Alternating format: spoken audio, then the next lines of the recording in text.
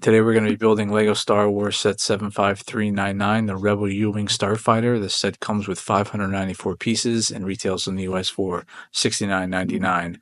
This was released on May 1st, and let's get started.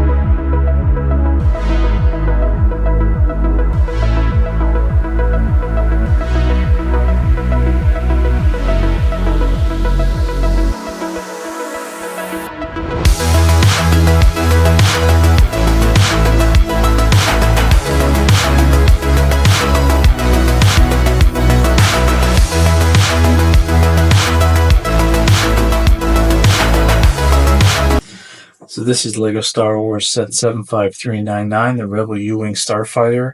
This set comes with 594 pieces and retails in the US for $69.99. This is from the Rogue One movie. So the set was released on May 1st, along with many of the other Star Wars sets. It is a nice set. I mean, I'm not too familiar with the ship. I do like the movie, however. So the set comes with 4 minifigures: Cassian Andor, Deidre Miro, Tactical Agent, and then also the K-250 minifigure. I think this one actually recently was built as another larger Star Wars set, if I recall, just released this year. It's a pretty cool set. Does have a little functionality. The two sides, the two wings do expand out and then retract into and snap back into the ship with these two ball plugs here, and then on the back, the engines is really kind of a cool, the way they design the engines, but these have no other functionality here. It's my fault here, I realize what this is. So yeah, this is actually, they snap back in place. So they come this way, and then they pull back, and then they can snap back in place this way, the wings. So now you've got a ship that goes like that. The cockpit,